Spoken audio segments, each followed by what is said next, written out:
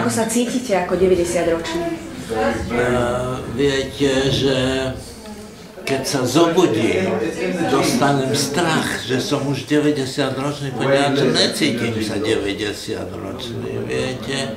Poňač ja strávim mnoho času v mojom fotbalovom klube a v stolnotenisovej spoločnosti, všetko ľudia o 50 rokov mladší ako ja. A tak dostanem veľký šok, keď si uvedomím, že už mám 90 rokov a že už pravdepodobne nemám viac ako ešte takých 30 rokov žiť. Aký je váš recept na dlhovekosť? Máte nejaký špeciálny recept? Ja vám poviem, špeciálny recept nemám, ale myslím, že všetko to ide cez mozog. A keď ja sa nenechám sa maličkosťami rozčúliť, viete. Keď niečo nejde dobre, tak si myslím do telenáhoda, však zajtra sa to zlepší a tak ďalej. Opravdu, ja myslím, ja vám poviem niečo. Ja som šťastný, ponieważ mám veľmi šťastné manželstvo a ja myslím, to je veľmi dôležité, že sa teším, keď idem 3-krát denne domov, 3-krát denne sa teším, že idem domov. Čo by ste si najviac prijali k vašim 90. narodeniam? Existuje niečo?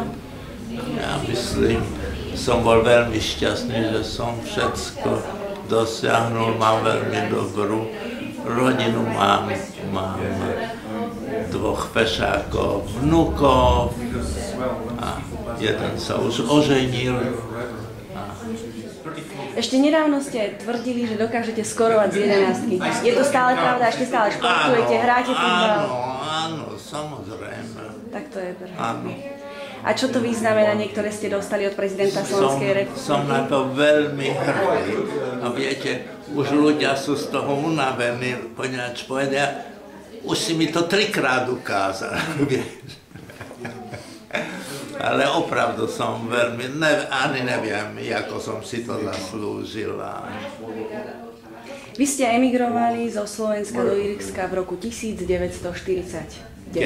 Áno. Ako sa pozeráte na túto emigráciu spätne? Viete,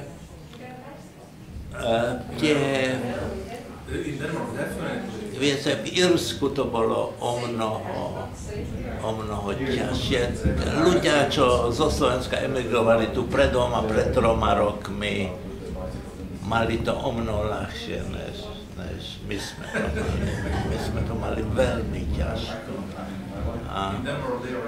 Ale teraz, bohužiaľ, pomery sa zase zhoršili tu a bude to aj ťažko pre nových emigrantov. Viete, ale čo mi robí obrovskú radosť, tak to musím povedať, že Slováci sú tu veľmi obľúbení.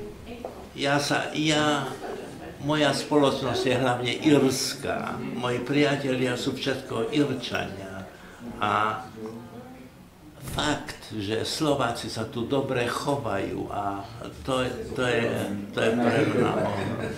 To je taký váš malý darček. Pán Veselský, všetko najlepšie. Ďakujem vám pekne.